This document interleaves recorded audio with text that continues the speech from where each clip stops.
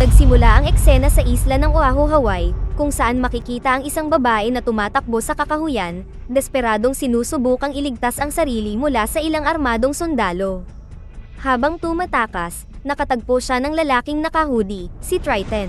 Natakot ang babae, iniisip na isa siya sa mga mananalakay. Gayunpaman, tinanggal ni Triton ang kanyang hood at ipinakilala ang sarili bilang isang Inhuman. Iginiit niya na isa rin siya sa mga Inhuman at gusto niyang dalhin siya kung saan siya nararapat. Bago pa sila makapag-usap pa, narinig nilang papalapit na ang mga sundalo. Sinubukan nilang tumakas ngunit nabaril ang babae, habang si Triton ay nagtamo ng matinding pinsala. Anuman, kahit papaano ay narating niya ang gilid at tumalon sa karagatan. Ang eksena pagkatapos ay lumipat sa Atilan, ang lihim na lungsod ng mga Inhuman sa buwan, na pinamumunuan ni King Black Bolt, Queen Medusa, at iba pang miyembro ng Inhuman Royal Family. Ang kapangyarihan ng hari ay supersonic na boses, ang kanyang kaunting bulong ay maaaring magpakawala ng hindi maipaliwanag na pagkawasak. Bilang resulta, hindi siya gaanong nagsasalita. Karamihan sa komunikasyon ay ginagawa ng kanyang asawa, na ang superpower ay nasa kanyang malakas na buhok. Sa ibabaw ng buwan, makikita ang isang rover na ipinadala ng mga tao para suriin ang paligid nang bigla itong natisod sa invisible na pader ng Atilan bago nawalan ng signal. Ang mga operator sa Earth ay naguguluhan ng masaksihan ito dahil hindi nila maintindihan ang nangyari. Bumalik sa Atilan, nagtipon ng Inhuman Royal Family para sa isang seremonya ng Terrigenesis. Bago magsimula ang proseso, ang Royal Guard na may paa ng tila isang kabayo, si Gorgon, ay dumating dala ang rover ng Earth. Ang lahat ng iba pang miyembro ng Royal ay nagpahayag ng kanilang pag-aalala tungkol sa pagtuklas ng mga tao sa kanilang nakatagong lungsod. Ang kapatid ni Black Bolt na si Maximus, ay nagmungkahi na salakayin ang Earth at sakupin ito, sinabing ito ang kanilang tunay na tahanan. Gayunpaman, ayaw ni Black Bolt ng digmaan, kaya pinakalma niya ang lahat. Kasunod nito, sinimulan ng mga miyembro ng pamilya ang seremonya, kung saan ang dalawang kabataang Inhuman na mamamayan, sina Iridia at Branaglia ay ilalantad sa Terrigen Mist upang ipakita ang kanilang mga kakayahan. Sa pagsailalim sa pamamaraan, natanggap ni Iridia ang kakayahang lumipad, habang si Branaglia ay walang nakitang pagbabago sa kanya. Dahil dito, naniwala siya na wala siyang anumang kakayahan. Pinuntahan siya ni Maximus para i-comfort at tinapik ang balikat niya. Ngunit sa sandaling hinawakan niya siya, nakita ni Branaglia si Maximus na nakadikit sa pader at inaatake ng mga ahas. Ipinagtapat ng binatilyo ang pangitain niya kay Maximus, na nagsabing pag-uusapan nila ito mamaya. Nang maglaon, sa tahanan ng mga mababang uri ng Atilan, lahat ng mamamayang Inhuman ay nagtipon upang malaman ang bagong kapangyarihan ni Iridia at Branaglia. Bagamat nagpalakpakan sila para sa kapangyarihan ni Iridia, ang pagkabigo ay pumuno sa hangin nang walang makita na anumang palatandaan ng pagbabago kay Branaglia. Hiniling nila na pumunta siya sa minahan sa ilalim ng lupa kung saan naninirahan ang lahat ng walang kapangyarihan. Sa sandaling iyon, kinausap ni Maximus ang mga mamamayan at sinabi sa kanila ang tungkol sa Earth. Ayon sa kanya, kapag nakuha nila ang Earth, lahat sila ay maaaring mamuhay ng mapayapang buhay, malaya mula sa lipunang ito na nagbabase sa kapangyarihan. Pagkatapos ay nakatanggap si Maximus ng alerto sa kanyang comlink bracelet, kaya dumiretso siya sa palasyo. Pinutol niya ang kanilang paghahapunan at ibinunyag ang tungkol sa pagkamatay ni Triton. Upang patunayan ito, ginamit ni Maximus ang kapangyarihan at ipinakita ang buong insidente sa pamamagitan ng kanyang mga mata. Sa puntong ito, ipinaliwanag ni Black Bolt na ipinadala niya si Triton sa Earth upang tumulong sa paghahanap ng mga tao na sumailalim sa Terrigenesis sa nakaraan. Nang marinig ito, muling iminungkahi ni Maximus na pumunta silang lahat sa Earth sa halip na ibalik sa buwan ang mga natitirang Inhuman sa Earth. Gayunpaman, hiniling sa kanya ni Black Bolt na magtiwala sa kanya at hayaan siyang gawin ang kanyang trabaho. Nang maglaon, naglakbay si Gorgon sa Earth upang hanapin si Triton, habang si Black Bolt ay pumasok sa kanyang pribadong silid upang maglaan ng ilang oras para makapag-isip. Samantala, nilapitan ni Maximus si Medusa at tinanong ang kanyang katapatan sa hari. Sinabi din niya kay Medusa na mas magiging masaya siya kung siya ang pinili niya sa halip na si Black Bolt. Nang simulan niyang hawakan si Medusa, inatake siya ng galit na si Medusa gamit ang kanyang buhok, at binalaan siya laban sa paggawa ng hindi naangkop na pag-uugali. Napagtanto ni Maximus na ang paghaharap na ito ay ang parehong pangitain na nakita ni Branaglia. Kinabukasan, ipinatawag niya sa kanyang security guard, si Oren, ang pinuno ng Genetic Council, na si Kitang para sa pribadong pag-uusap. Sa sandaling ito, inihayag ni Maximus ang kanyang plano na salakayin ang Earth gayon din ang pagsasagawa ng revolusyon upang alisin sa trono sina Black Bolt at Medusa. Nang marinig ang masamang plano, nagpa siya si Kitang na ipaaresto siya, ngunit bago iyon, inutusan ni Maximus si Oren na patayin siya. Pagkatapos ay minanipula niya ang mga maharlikang gwardya upang sumunod sa kanya at inutusan silang atakihin ang lahat ng miyembro ng maharlika. Inatake muna ng mga gwardya ang tagapayo ng hari, si Karnak, at binaril siya hanggang sa mamatay. Ngunit mayroon siyang espesyal na kapangyarihan upang maglakbay pabalik sa nakaraan at baguhin ang mga insidente na nagbigay daan sa kanya upang madaig ang mga gwardya. Pagkatapos ay inalertuhan ni Karnak sina Gorgon at Crystal tungkol sa planong paghihimagsik ni Maximus. Nararamdaman ang napipintong panganib, ipinadala ni Crystal ang kanyang asong may kakayahang mag-teleport, si Lockjaw, at inilipat si Karnak sa Earth para sa kanyang kaligtasan. Samantala, nagmadali siya upang iligtas ang iba pang miyembro ng Maharlika. Ngunit sa oras na nakarating siya sa Reyna, huli na ang lahat dahil pinutol ni Maximus ang kanyang mahabang buhok, na naging dahilan kaya wala na siyang kapangyarihan. Sa takot na baka mapatay siya, inilipat din siya ni Crystal sa Earth.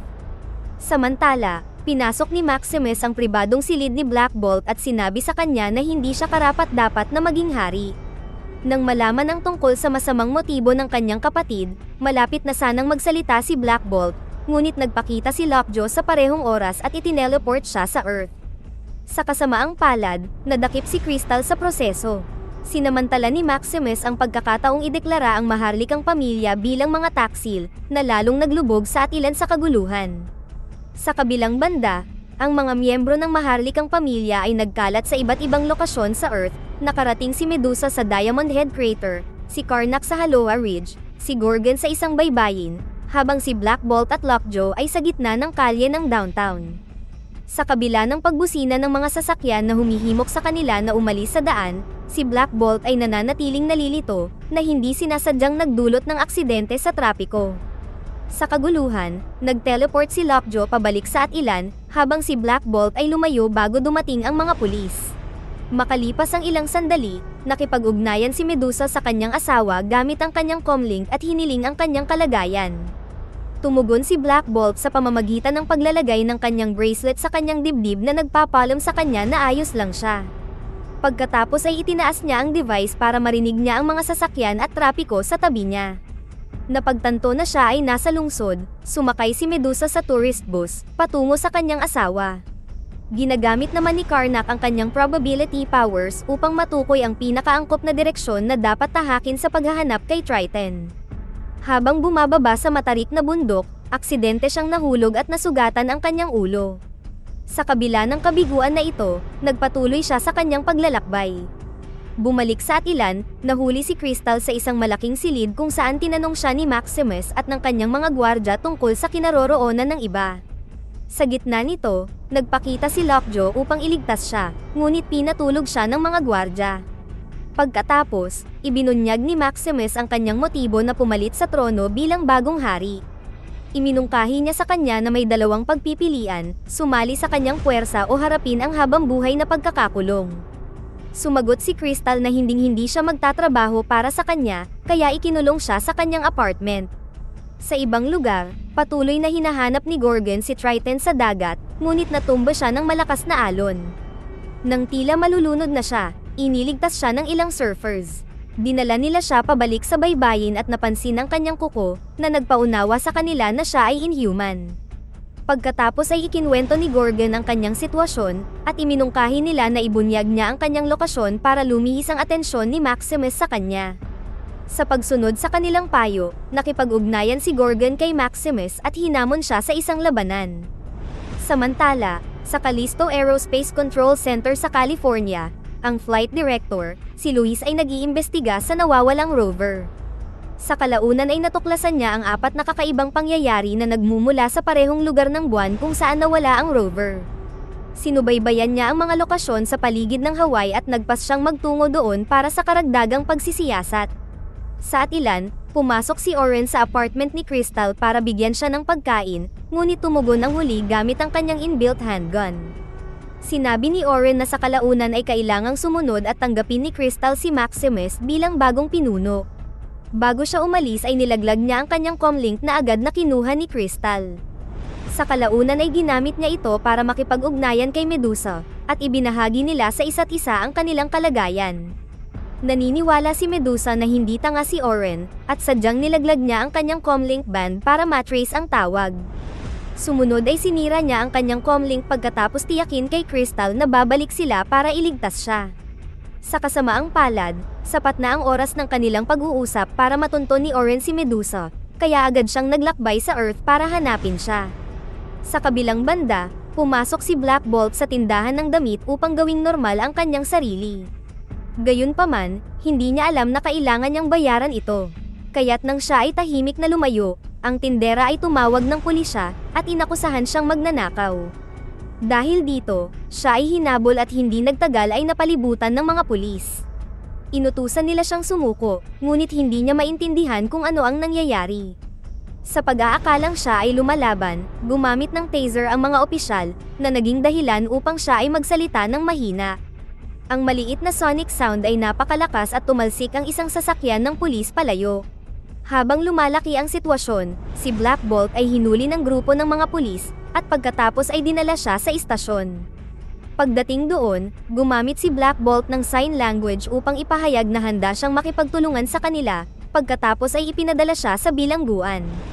Sa buwan, ipinatawag ni Maximus si Branaglia at ginamit ang kanyang kapangyarihan upang malaman ang hinaharap. Nang malaman na nagpaplano ang mga miyembro ng Genetic Council na patayin siya, pinagbantaan sila ni Maximus na sumali sa kanyang puwersa o kung hindi ay papatayin niya silang lahat. Kalaunan ng gabing iyon, tinawag niya ang mga residente ng Attilan bilang kanilang bagong hari at nangakong dadalhin ang lahat sa Earth upang mamuhay ng masayang buhay. Bumalik sa Earth, sinubaybayan ni Oren ang comlink ni Medusa at nahanap ang device na itinapon sa loob ng bus. Sa sandaling lumabas siya ng bus, si Medusa ay naglunsad ng pag-atake mula sa likuran, na nagresulta sa isang labanan sa pagitan ng dalawa. Malinaw na mahina si Medusa nang wala ang kanyang buhok, ngunit kahit papaano ay nakakuha siya ng kutsilyo at sinaksak siya ng malubha bago umalis. Makalipas ang ilang sandali, muling nabuhay si Oren ng kakayahan niya sa pagpapagaling at nakipag-ugnayan kay Maximus para humiling ng backup.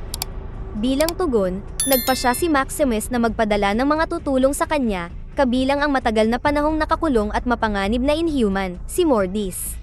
Sa sumunod na eksena, ipinakilala tayo sa isang geneticist, si Dr. Evan Declan, na ang katrabaho ay nagpakita sa kanya ng video footage ng pag-aresto kay Black Bolt. Agad na nakilala siya ni Evan bilang inhuman at nagpa siya na magtungo kaagad sa bilangguan.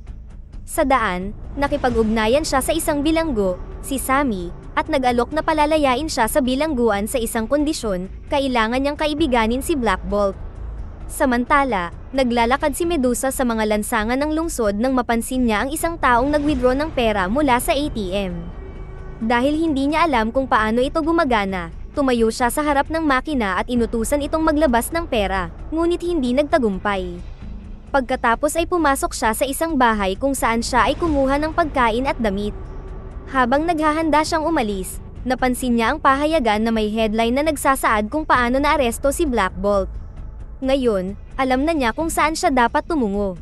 Sa ibang lugar, si Gorgon at ang kanyang mga kaibigan na surfer, na nagkataong dating militar, ay nagdala ng mga baril at naghanda na harapin ang mga hukbo ni Maximus. Dinala nila si Gorgon sa isang lihim na lugar sa kagubatan kung saan sila ay gumawa ng estratehiya kung paano haharapin ang kanilang mga kaaway. Ngayon na si Mordis at ilang iba pang mga mananalakay ay bumaba sa Earth, pinamunuan sila ni Oren patungo sa lokasyon ni Gorgon. Hindi nagtagal ay nakarating sila sa kanilang destinasyon kung saan sila ay inatake ni Gorgon at ng kanyang mga kaibigang sundalo.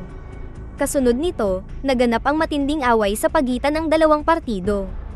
Habang nakikipaglaban kay Oren, napansin ni Gorgon si Mordis, na nagpakawala ng fire blast mula sa kanyang mga mata.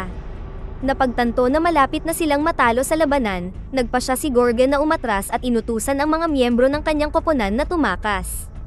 Kasabay nito, binabagtas ni Karnak ang kakahuyan nang makatagpo siya ng nagbebenta ng droga, si Reno, at ang dalawang miyembro ng kanyang gang, sina Ted at Jen, sa pag-aakalang si Karnak ay isang banta sa kanilang operasyon, agad nila siyang hinuli.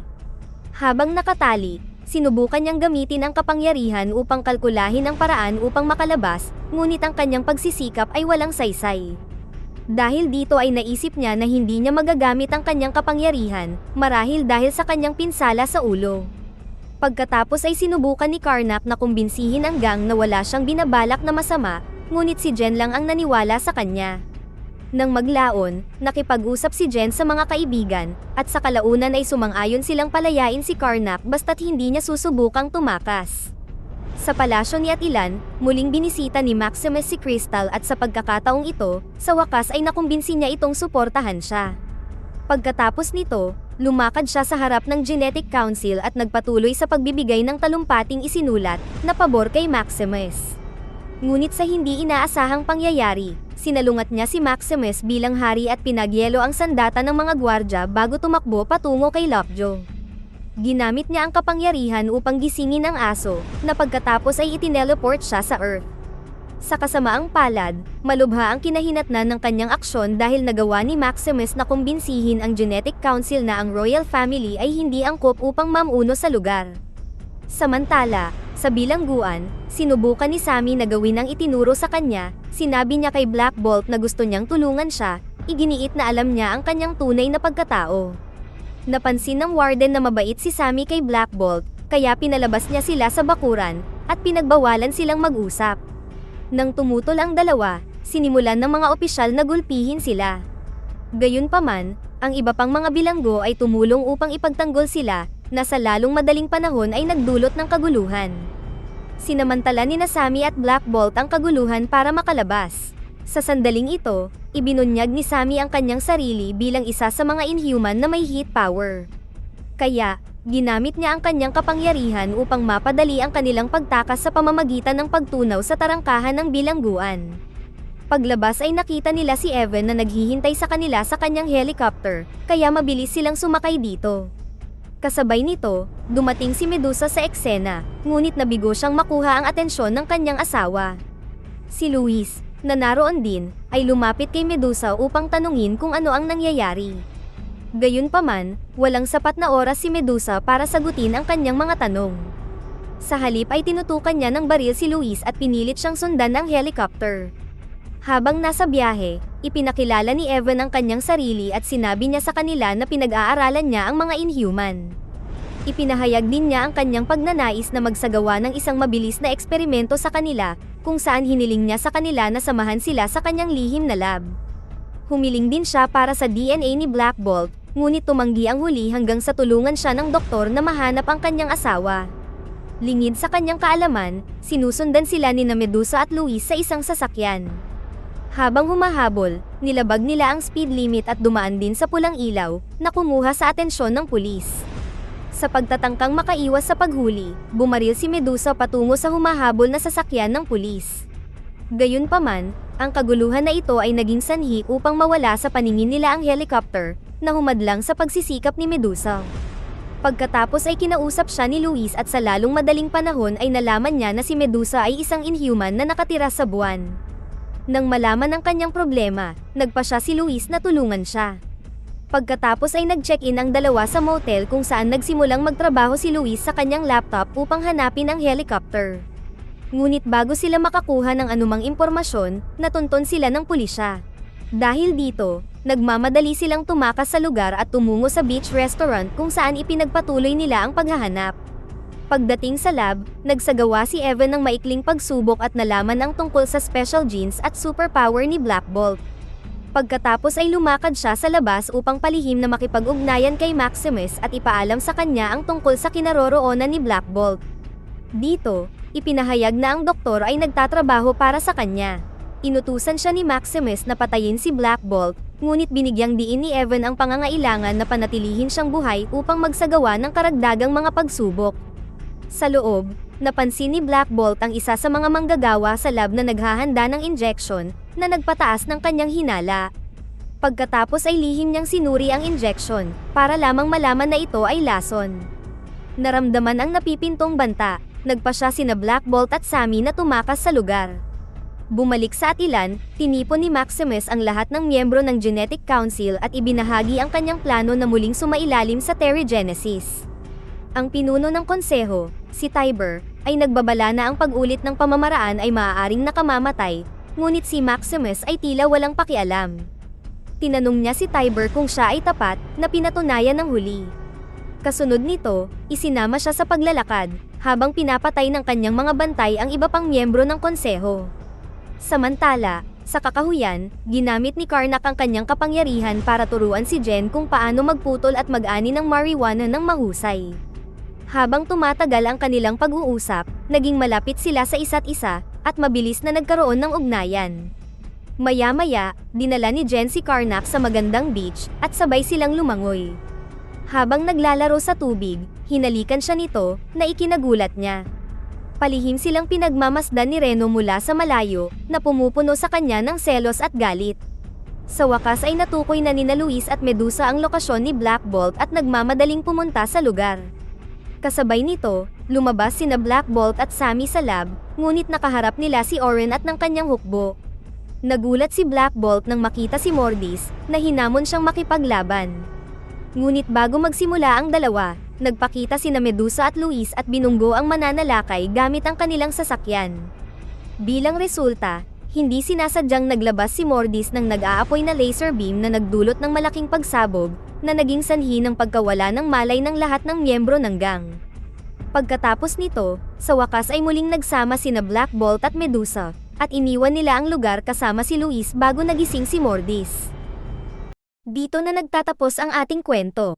Sana ay nagustuhan nyo, mag-subscribe na kung hindi ka pa nakasubscribe, pindutin na rin ang notification bell at like button upang matulungan ang channel, and leave a comment down below, and as always, thank you for watching.